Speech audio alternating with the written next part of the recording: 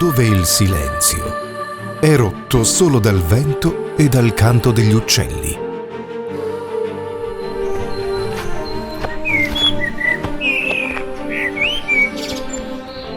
I sentieri di Limana sono antiche mulattiere che si snodano tra boschi di faggio e abete, portando a pascoli fioriti e panorami mozzafiato.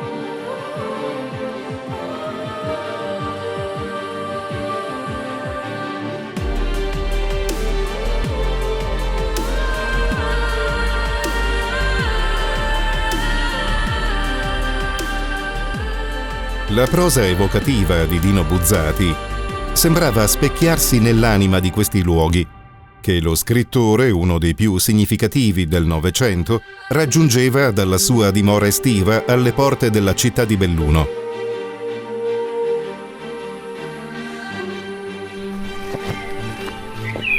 Percorrendo questi sentieri si avverte ancora un respiro antico che si fonde con il silenzio dei boschi, dove ogni pietra, ogni albero, narrano storie di un tempo lontano.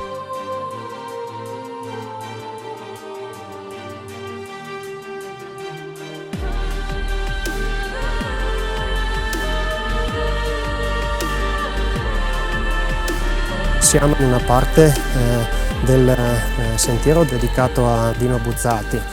Lui amava molto questo tragitto che dalla sua villa lo portava poi verso tutte le zone della Valpiana e di Valmorel. Oggi come allora siamo circondati da dei luoghi naturali che si sono mantenuti inalterati nel tempo. Anche adesso che sto camminando sono circondato da un silenzio contemplativo, quasi meditativo, e penso che sia stato la principale fonte dell'ispirazione di tutte le sue opere.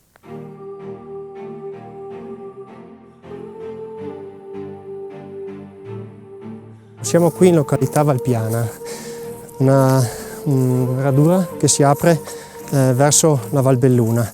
Testimonianze dell'epoca ci raccontano che Dino Buzzati amasse in modo molto particolare questa zona qui. In particolare amava soffermarsi sotto questo gigante, questo tiglio che è stato abbattuto da un fulmine nell'agosto del 2015. Era alto circa 20 metri ed aveva tra i 250 e i 300 anni. Qualche anno fa abbiamo deciso di ripristinare questo sito perché ci sembrava molto importante e fondamentale farlo. Ad un certo punto ci siamo accorti che sopra lo schianto era nata una piccola piantina di tiglio e quindi abbiamo deciso di prenderla e trapiantarla alla base di quello che rimane del vecchio tronco, a simboleggiare che comunque la vita continua e anche questa storia fantastica. Se guardiamo bene la forma del tronco, dei rami, assomigliano molto ai tentacoli di una piovra. Questo ci riporta con l'immaginazione un po' anche a quello che dipingeva Dino Buzzati, ossia tutti quei suoi mostri, quelle piovre che a volte si vedono nei suoi dipinti.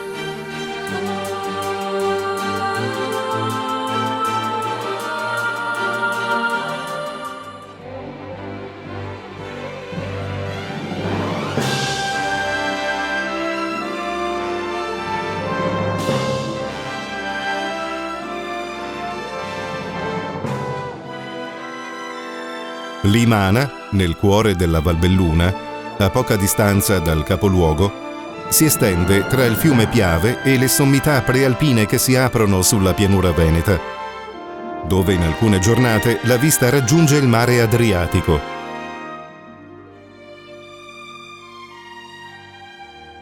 L'ambiente è caratterizzato da un'alternanza di boschi rigogliosi e prati verdeggianti, ben delimitati dai solchi dei torrenti Limana e Cicogna.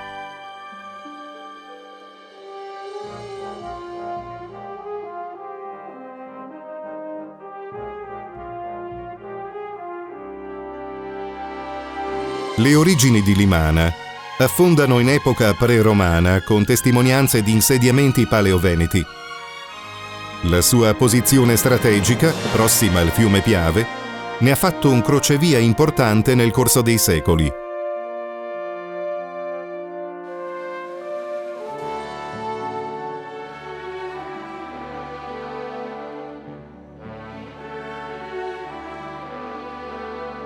Intorno all'anno 1000, sul colle che apre la Valpiana, venne costruito il castello di San Pietro in Tuba, nome che deriva dagli antichi sigilli dell'Ordine dei Cavalieri Templari. Di questa presenza oggi sono rimaste solo poche tracce e rare testimonianze.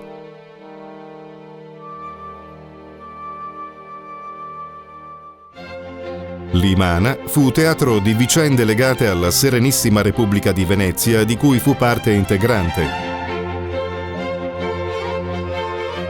e poi delle dominazioni napoleonica e asburgica, fino all'annessione al Regno d'Italia.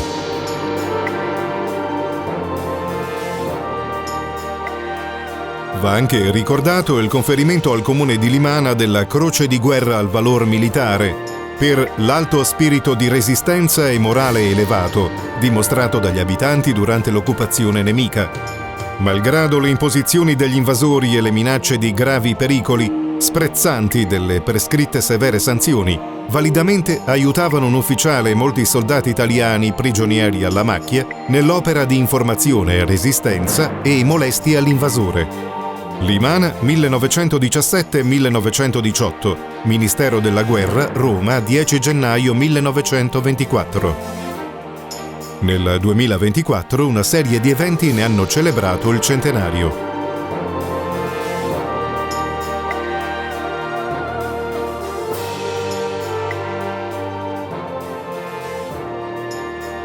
La sua storia è intessuta di tradizioni agricole e artigianali che ne hanno plasmato l'identità.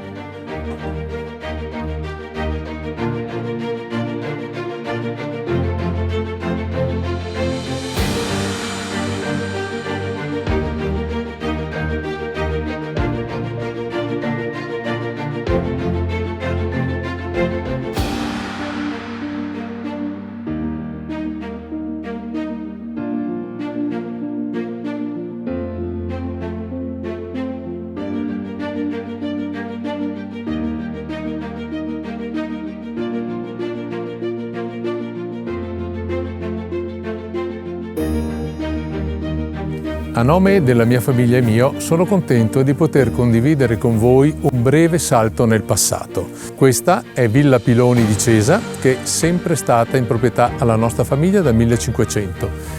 Qua si sono avvicendate più o meno 20 generazioni che hanno avuto il piacere di poter vivere una vita serena in mezzo alla campagna, come punto di riferimento anche del paese, e non solo del paese, anche della provincia, perché alcuni nostri antenati sono stati dei politici, ultimo sindaco austriaco, primo sindaco italiano, primo presidente della provincia di Belluno nel 1800. Il comune di Limana offre un bellissimo spettacolo naturalistico perché è ricchissimo di boschi, ricchissimo di prati verdi, è ulteriormente arricchito dalla possibilità di fare escursioni molto interessanti, ripeto, da un punto di vista naturalistico ma anche da un punto di vista culturale. Nella provincia di Belluno, benché molto periferica rispetto a Venezia, ci sono oltre 140 ville venete e specificamente nel comune di Limana ve ne sono alcune: Villa Zadra, Villa Sacello, Villa Tasso, Villa Piloni de Castello e Villa Piloni di Cesa, che spiccano per le loro dimensioni e per l'architettura. In particolare, Villa Piloni de Castello è una delle poche ville in provincia di Belluno ad avere un salone a doppia altezza, molto prestigioso ma difficilmente riscaldabile. Villa Piloni di Cesa ha al suo interno, coi salottini, la forma della Croce di Malta, perché la famiglia Piloni è stata per oltre 300 anni facente parte dei Cavalieri di Malta, e hanno così voluto lasciare un segno anche all'interno di una delle loro abitazioni.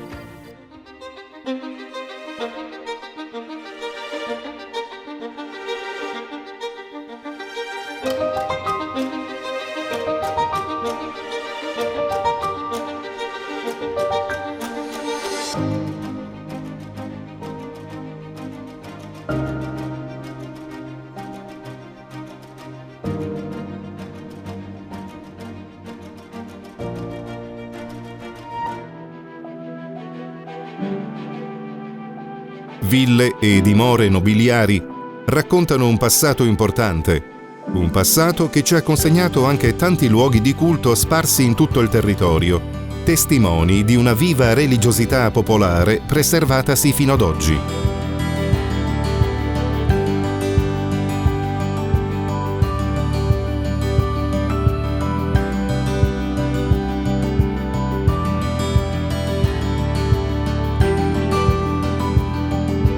Dalla chiesa arcipretale di Santa Giustina ai tanti capitelli e alle piccole chiesette che a volte testimoniano con discrezione una storia antica, come ad esempio la chiesetta di San Biagio nella frazione di Canè, risalente al XV secolo, e che presenta un'urna funeraria romana databile al I secolo, con un'iscrizione in ricordo di Marco Giunio Massimo. A prima dell'anno 1000 si ascrive invece la torre di guardia romana, sulla quale sarebbe stato edificato il campanile dell'allora chiesa principale a Pieve di Limana. Siamo all'interno del cortile della canonica della frazione di Pieve di Limana, dove è collocata anche la chiesa ora dedicata a Santa Barbara. La chiesa è molto antica, era ricca di molte opere all'interno che poi sono state in maggior parte spostate nella chiesa principale. È rimasto un altare che prima era un altare laterale, una pala del Frigimelica e una statua della Madonna col Bambino riconducibile al Brustolon. Questa statua era in una casa nobiliare a Belluno, dei piloni. Il parroco di allora ha scambiato questa statua, che era più grande, perché qui c'era una Madonnina molto piccola, e insieme ad altri quadri. Poi l'ha fatta abbellire, l'ha fatta verniciare, aveva delle vesti molto sontuose, gli occhi di vetro, ed è stata portata sul Piave, e qui a Cesa di Limana, a pochi chilometri, c'era il porto fluviale del paese, e poi portata in processione da Cesa a piedi qui fino alla parrocchiale di Pieve di Limana. Il Piave era l'autostrada dell'epoca, quindi tutto si muoveva attorno al Piave. Pieve di Limana era il centro comunale di tutto il comune di Limana, c'era la parrocchiale, c'era la canonica, che era una villa domenicale, dove c'è stato anche Piero Valeriano, che un dotto studioso che ha portato i fagioli in provincia di Belluno. C'era la villa qui in centro, che era Villa Trois, dove c'era il municipio. Attorno alla chiesa c'era il cimitero, che adesso è stato dismesso, ed era il cimitero di tutto il comune. Difatti qui vicino c'è anche una strada che porta dalle frazioni, che si chiama Cal dei Mort, dove portavano i morti alla chiesa di Pieve.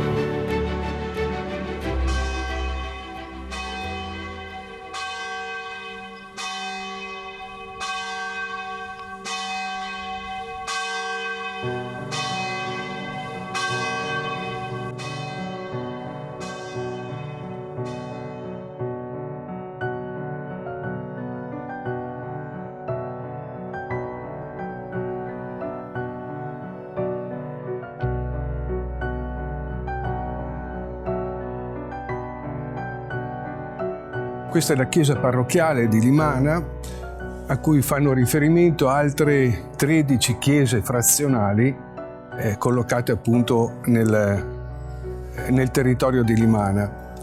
È stata consacrata nel 1910, la prima pietra è stata posta nel 1900, quindi nell'arco di 10 anni è stata costruita. Nel corso degli anni poi sono stati formulati e portati a termine diversi progetti di perfezionamento.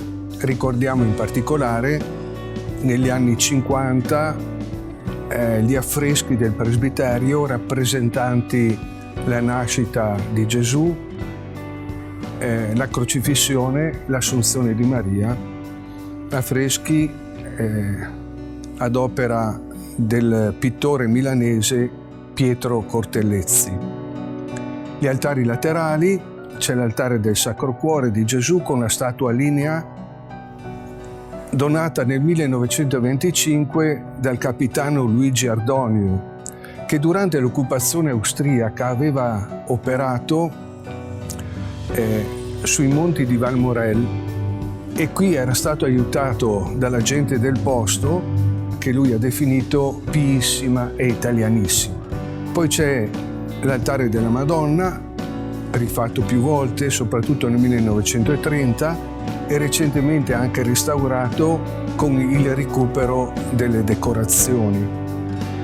L'altare di Sant'Antonio e di San Valentino, entrambi altari lignei, risalenti al 1600. In particolare quello di San Valentino custodisce alcune parti del corpo del santo, sacerdote, martire. La reliquia è stata donata nel 1842 dal Papa Gregorio XVI, Papa bellunese, all'allora parroco Don Luigi Dall'Osta. Nell'incavo sotto la mensa, in una statua di legno rappresentante il santo, sono collocate alcune parti delle ossa del santo, in particolare nel petto della statua, le ossa, e poi nella testa della statua il cranio del santo. La gente di Limana, ma anche un po' di tutta la vallata, è molto devota a questo santo, tanto è vero che il 14 febbraio, quando si celebra la festa, c'è un parecchio afflusso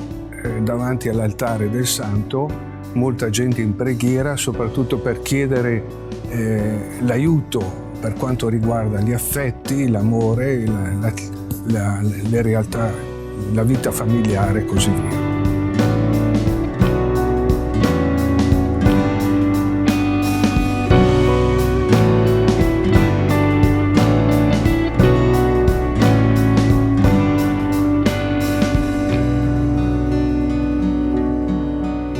San Valentino è uno dei copatroni di Limana, quindi accanto a tutte quelle che sono i riti religiosi c'è anche il comune, la Proloco, le altre associazioni che hanno deciso di fare delle iniziative per valorizzarne la figura. È un santo conosciuto in tutto il mondo, quindi è il santo degli innamorati dell'amore.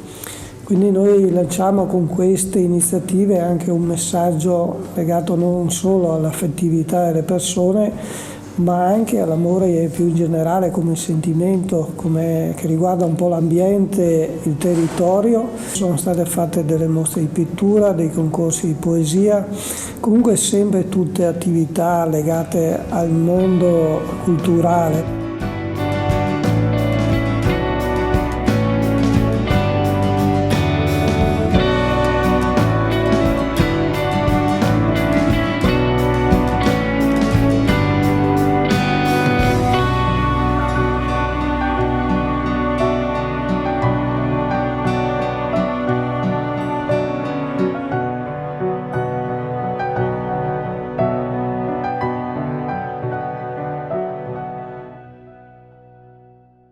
Una chiesa alla quale i limanesi sono particolarmente devoti è quella di Madonna Parè, il piccolo santuario di Madonna Parè.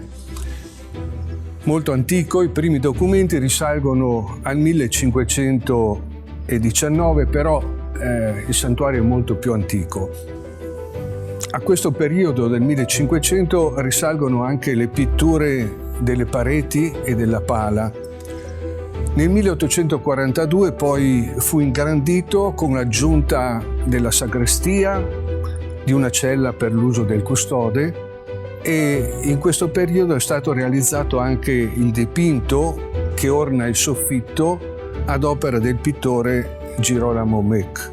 Un notevole restauro è stato fatto poi ad opera dell'architetto Gloria Manera e dell'ingegner Ciro Andric, con l'allora parroco Don Attilio Menia, che ha ridato vita un po' agli affreschi antichi recuperandoli. In questa località poi ci sono i capitelli della Via Crucis che lungo il sentiero che da Giaon porta alla chiesetta di Madonna Parè conta appunto di 14 capitelli e ciascuno riporta una stazione della Via Crucis.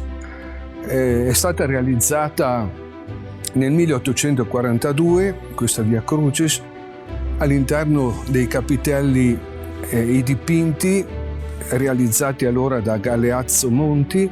Nel 1946, a seguito di un voto fatto durante la guerra, i capitelli furono ricostruiti in muratura, sostituite anche le stazioni con dipinti di Luigi Vardanega di Possagno. Nel 2013 un ulteriore intervento di recupero conservativo ad opera dell'amministrazione comunale. Le tavole della Via Crucis avevano ormai perso gran parte delle loro decorazioni, quindi sono state sostituite con bassi rilievi lignei realizzati e donati dallo scultore Giancarlo Vieli. Un tempo, tutti i venerdì di Quaresima, la gente percorreva questo sentiero celebrando la Via Crucis fino a Madonna Parè e fino addirittura alle 3 croci che poi sono state collocate in cima al colle.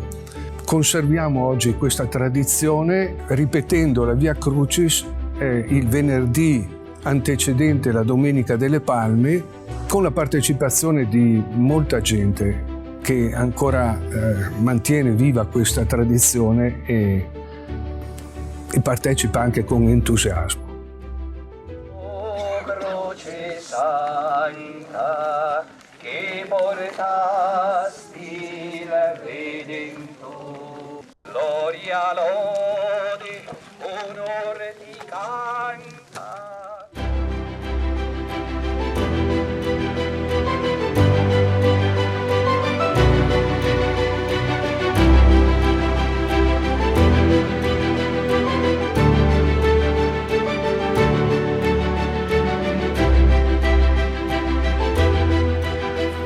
In questi posti che tanto amava Dino Buzzati troviamo questo sacello che altro non è che la materializzazione della sua immaginazione. Lo scrittore immaginava vicino a Valmorel la presenza di un santuario a cui sono collegati 39 ex voto, vale a dire dei miracoli immaginati sempre dallo stesso scrittore e che sono raccolti nel libro I miracoli di Valmorel. Questo capitello fu un'idea dell'architetto Alberto Alpago Novello. L'idea venne prospettata a Dino Buzzati e allo stesso piacque molto, tanto che decise di realizzare un dipinto con il volto della santa. All'interno del capitello troviamo una copia del famoso dipinto di Dino Buzzati. L'originale è custodito nella sala giunta del comune di Limana. Nonostante la sua morte avvenuta nel 1972, questo capitello venne comunque inaugurato nel 1973 a cura dell'allora amministrazione locale e del sempre prezioso aiuto degli alpini della sezione di Limana.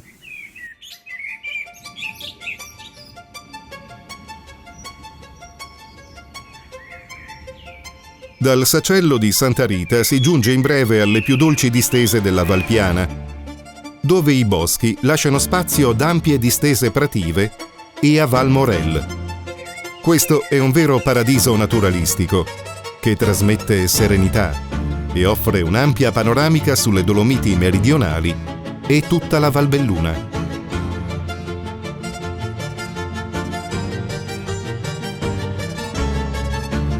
Siamo a Valmorel, la frazione più alta del comune di Limana, qua sulle prealpi bellunesi, al confine quasi con la provincia di Treviso.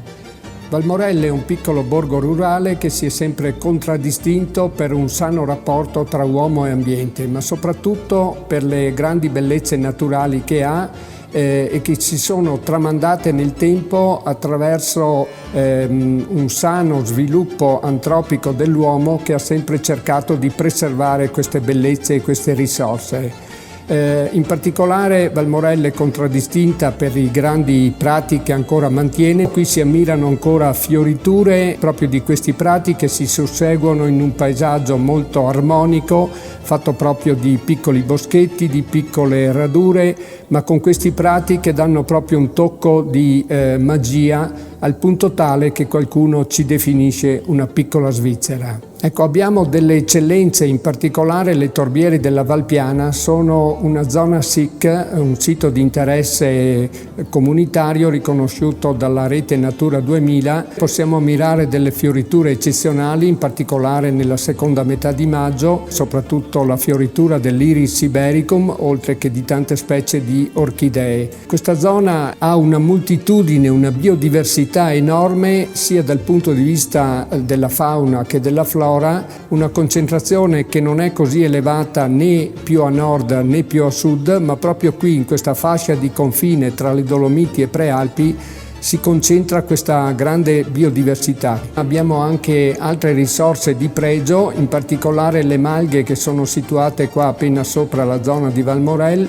Ne abbiamo ancora due monticate, due usate proprio come malghe vere e proprie, Malga Montegalle e Malga Van, mentre le altre due si sono trasformate in attività ricettive, in foresterie. Comunque tutto questo permette di mantenere ancora delle zone dedicate proprio a pascoli, che sono quella fascia di mezzo tra i prati, che sono la caratteristica appunto di Valmorel, e la zona più alta dove poi prevale il bosco.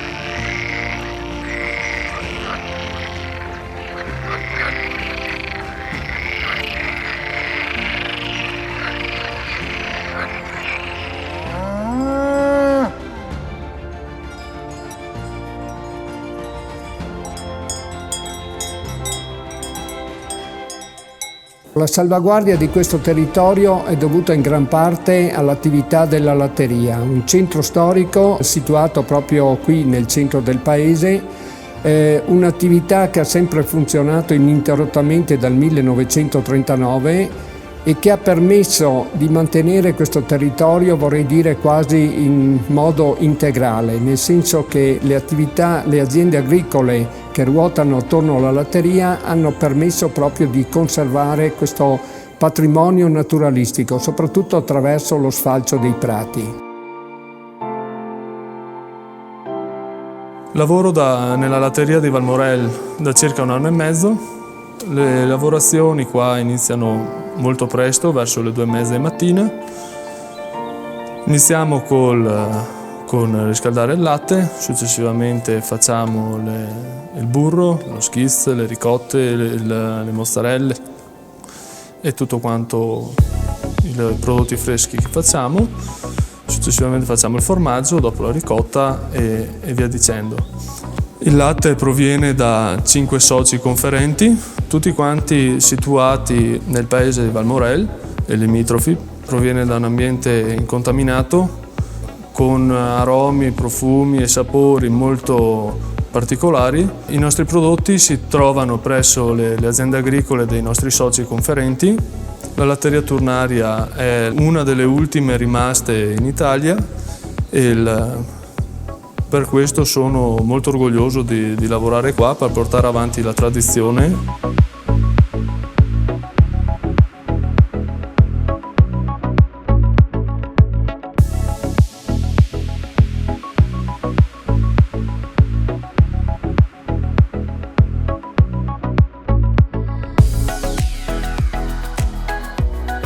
In questi ultimi anni Valmorel sta avendo una crescita non solo da un punto di vista demografico, e già questo è un aspetto molto interessante, avere un paesino in montagna che ha una crescita demografica, anche se a piccoli numeri, in questi anni in cui si assiste allo spopolamento è un fattore di eccellenza. Ma vediamo un piccolo incremento anche dal punto di vista agricolo, nel senso che attorno a queste storiche aziende agricole si stanno sviluppando delle altre nuove attività che spaziano dalla coltivazione delle erbe officinali, piuttosto che ortaggi, piuttosto che miele. Sono tante piccole realtà che stanno dando nuova linfa a un territorio che ha bisogno proprio di rinnovamento.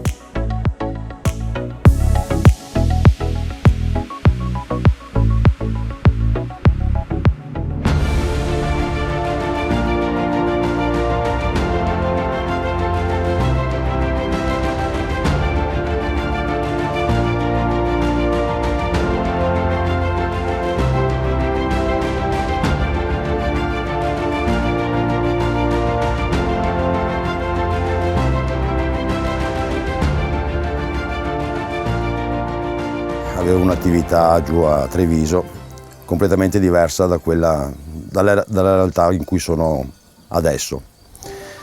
È stata una scelta di vita motivata da stanchezza forse, e quindi ho deciso di intraprendere questa strada.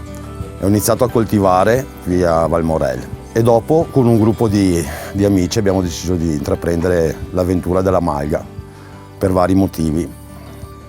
Primo per la passione che abbiamo e secondo per rivitalizzare queste realtà che erano state abbandonate sostanzialmente. Un altro motivo era, essendo la presenza della latteria, l'ultima latteria turnaria a Valmorel, con dei conferitori in età abbastanza avanzata, c'era il rischio di veder scomparire una realtà storica come appunto la latteria. E quindi, allevando vacche da latte, siamo diventati conferitori anche noi della latteria. Portiamo il latte e quindi a turno ci facciamo il formaggio, dopodiché lo distribuiamo e lo vendiamo qua in Malga o tramite altri canali. Sostanzialmente la scelta di vivere in questa maniera qua è venuta quasi naturale. La scelta di venire a Valmorel è stata quasi casuale, mi sono trovato benissimo in questa comunità, quindi non potevo sperare nulla di migliore. Abbiamo preso questa malga in gestione con un gruppo di amici, con i quali appunto abbiamo costituito una cooperativa, con il chiaro obiettivo di creare uno strumento, un contenitore, un modello che potesse attrarre giovani all'agricoltura, riportare giovani all'agricoltura, in particolare all'agricoltura in montagna, perché sappiamo che oggi purtroppo sempre più giovani si allontanano, abbandonano l'agricoltura per trasferirsi in città o comunque nel fondovalle a lavorare spesso in fabbrica, guardando anche un po' con vergogna a quello che era l'impiego dei genitori in agricoltura. Noi invece vogliamo riportare dignità al lavoro in agricoltura, far appassionare i giovani, e vediamo che questo tutto sommato sta funzionando. Ci sono molti giovani che guardano con interesse all'attività che stiamo facendo. Altri valori fondamentali del nostro approccio sono quelli del rispetto per l'animale. Noi non svezziamo i vitelli al secchio, non li svezziamo con latte artificiale, ma li lasciamo che sia la madre che svezza il vitello. La nostra cooperativa si chiama Cooperativa Pascolando, proprio perché vogliamo che gli animali possano pascolare. Noi cerchiamo di mantenere per più mesi possibile gli animali al pascolo, proprio perché possano vivere a contatto con i regni della natura e vivere nel benessere. Sono valori che si contrappongono a quello che è un approccio industriale alla produzione del cibo. Per noi rimane fondamentale perseguire quei valori.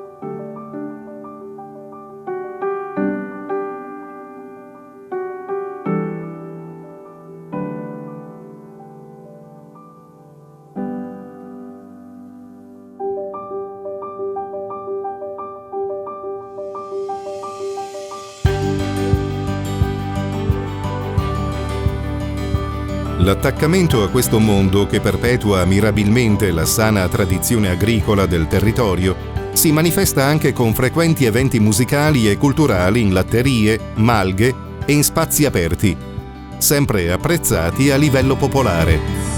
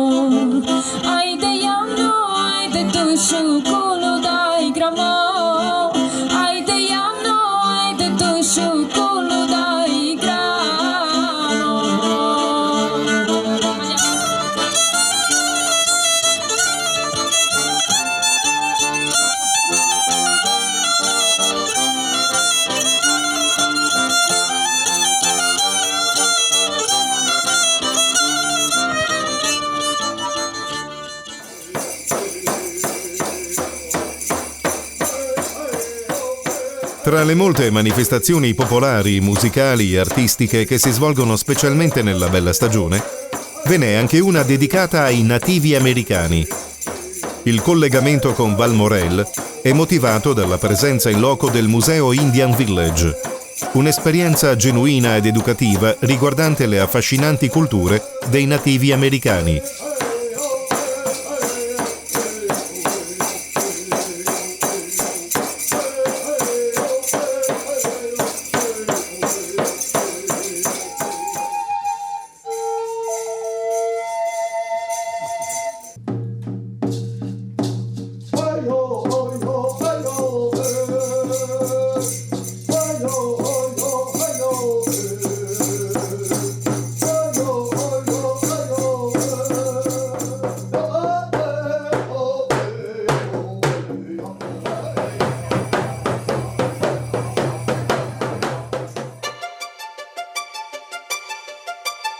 Le fioriture spontanee e le varietà di flora presenti, unitamente ad un ambiente salubre, poco inquinato, offrono alle api un habitat ideale e una vasta gamma di nettari e pollini. Questo ha permesso a Limana di distinguersi nella produzione di miele d'alta qualità, divenendo un punto di riferimento per gli intenditori.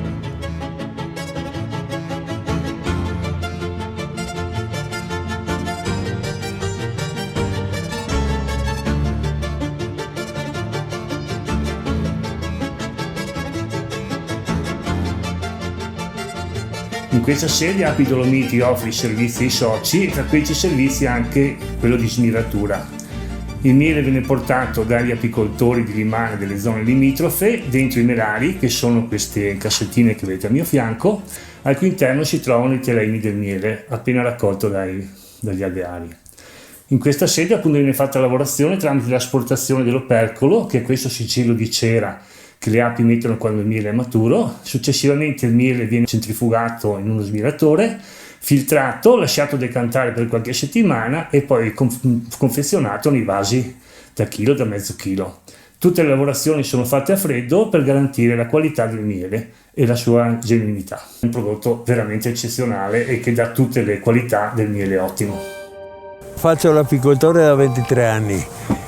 Qua a Limana abbiamo una moltitudine di fiori che parte da Piave e arriva fino in montagna. Si fa diversi tipi di mieli, tiglio, tarassaco, acacia, millefiori.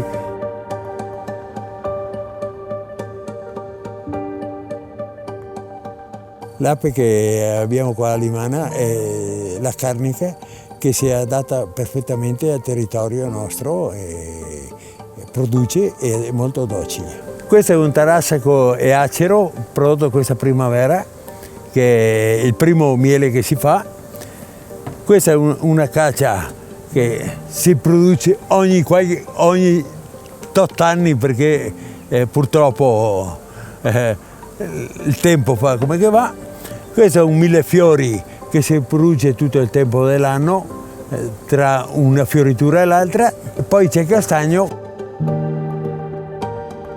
Vi raccomando di consumare il miele nostrano, che è un miele ottimo, naturale, fatto in un paese senza inquinamento, anziché comprare miele di varia provenienza che non si sa come è fatto.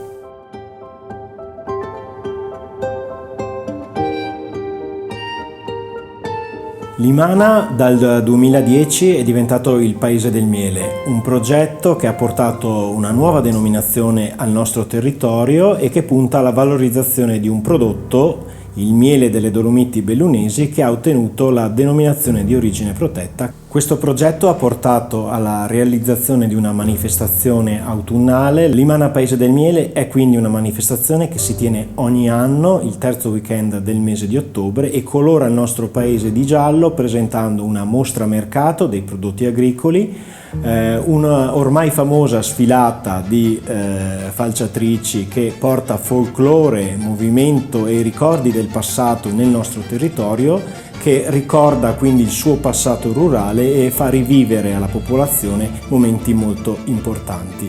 e ricordi che sicuramente entrano nel cuore delle persone. Con tutto questo movimento la manifestazione porta anche molta gente da fuori, anche dal resto del territorio oltre provincia. E a questo si aggiunge anche un evento importante che è il concorso provinciale dei migliori mieli della provincia di Belluno, che punta a premiare le produzioni di qualità del nostro territorio.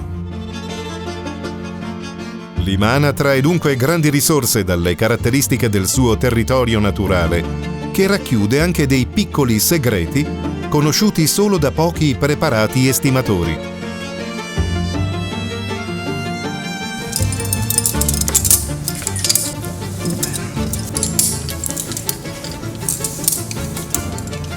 Limana, un comune sulle prealpi venete, presenta degli ambienti naturalistici spettacolari, offrendo anche vicino alla chiesa di San Zenone una falesia per arrampicatori esperti, immersa nel verde.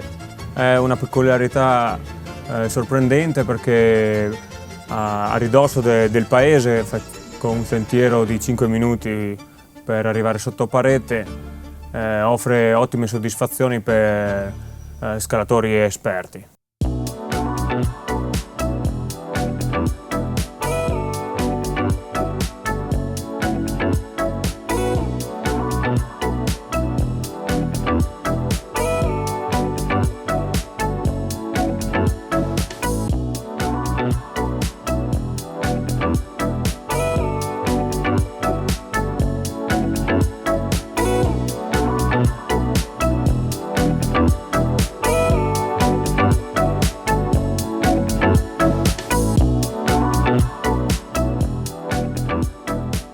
Passione, determinazione e preparazione sono elementi indispensabili sia per imporsi sulle pareti verticali che per affermarsi nel mondo della produzione artigianale e industriale, dove spirito imprenditoriale e ingegno hanno creato benessere e progresso.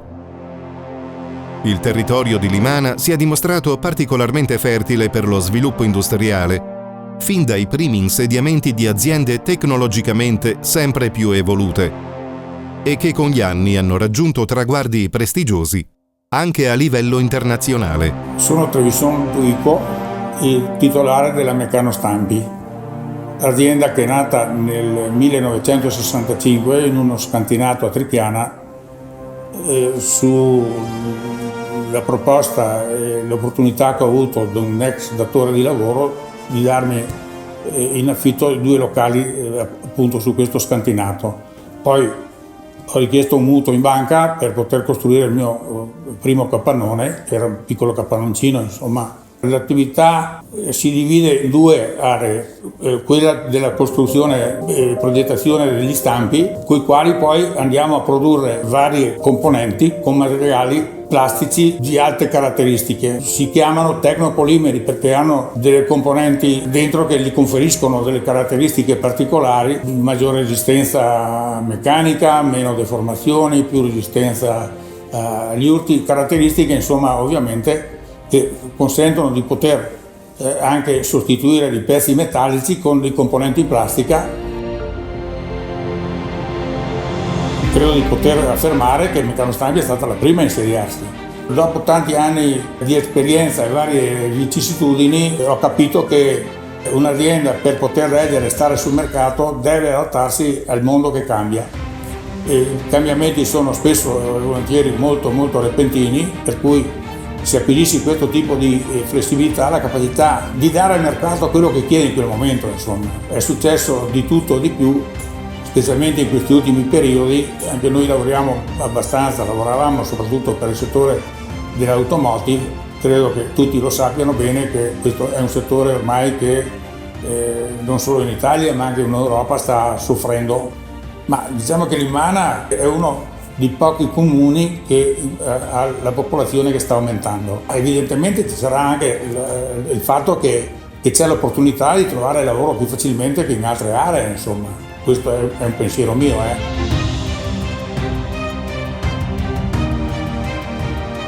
Oggi Limana si presenta come un paese dinamico e vitale che sa coniugare la tranquillità della provincia con una ricca offerta di attività.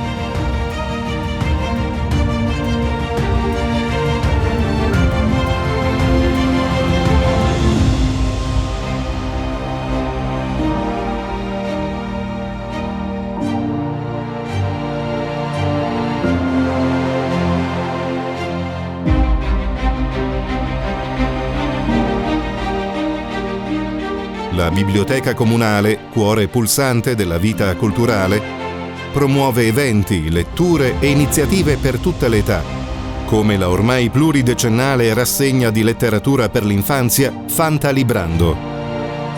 Inoltre, avendo ricevuto la denominazione Città che legge nel 2017 dal Centro per il Libro e la Lettura di Roma, mantenuta a tutt'oggi, è opportuna anche la dicitura Limana Città che legge.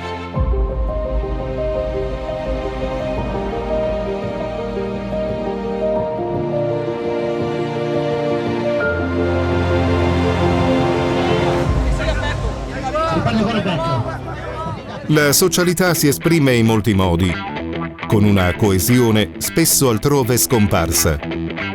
E anche nell'ambito sportivo Limana ha sempre dimostrato vitalità e partecipazione.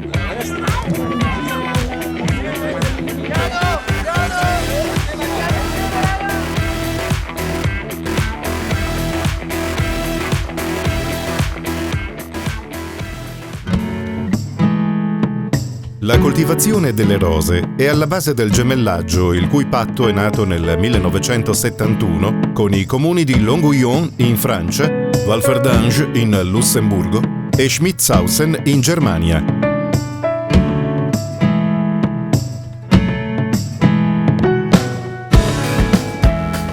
Limana, in ogni suo angolo, è un eco di tempo e natura, un luogo dove il passato non è mai veramente passato, ma si manifesta in ogni pietra e in ogni sentiero.